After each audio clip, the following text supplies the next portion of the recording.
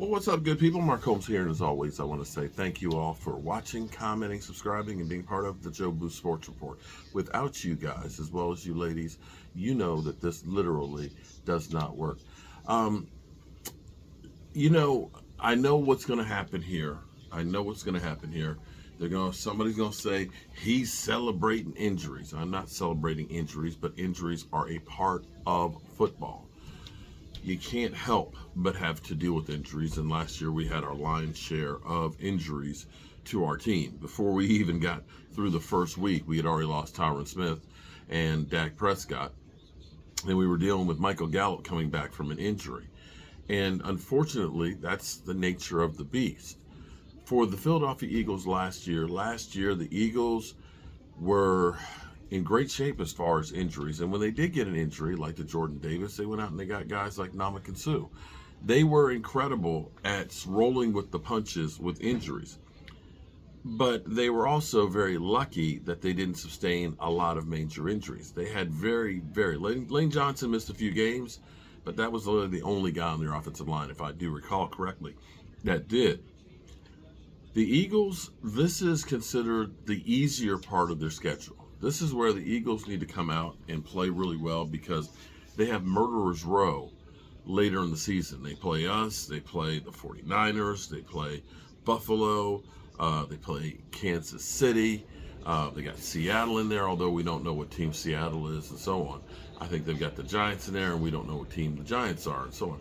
But they do have a lot of teams that were, Buffalo as well, teams that were in the playoffs, and you look at it and say, that is definitely the harder part of the schedule that they need to come out and start well.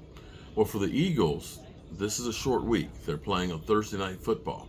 And right now, against the Minnesota Vikings, which kind of is a bye week, Kirk Cousins in primetime, but Kirk Cousins still had like 344 yards passing. He's still making some damage happen. Well, the Eagles, which have been kind of hurt a bit on defense, that's where their problems are, that they've had 6 new starters. Well, they've got 4 players right now on their defense that could not practice. Reed Blankenship, ribs. James Bradbury, he's in concussion protocol, and there's pretty much no chance that he can get out of concussion protocol between now and Thursday.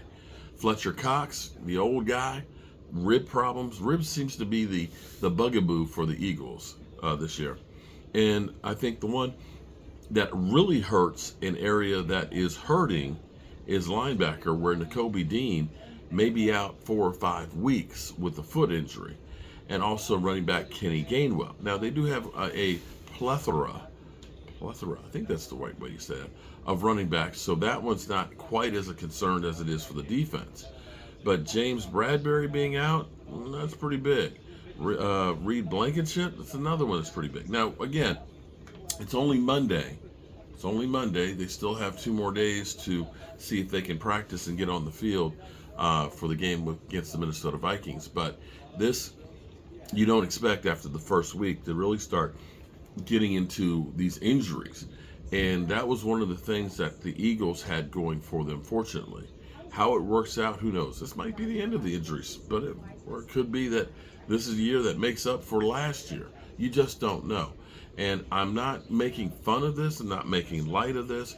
We were fortunate enough that only Chimo Igatu was the only one that really got hurt in that game, and he ended up coming back. We are, knock on woods, going pretty good with the injury front. And hopefully Mazi Smith's hamstring isn't bad for very long, and maybe he gets back this week. So that bears watching. You can have a great team on paper, but if they cannot play because of injuries, well, then the team can't play.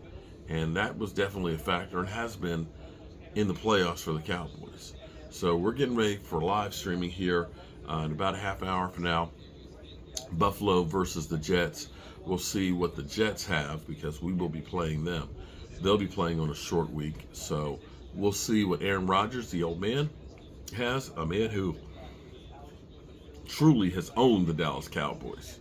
Hopefully, like we did with Tom Brady last year, to end his career. Maybe we can finally get the bad man. See you in a bit.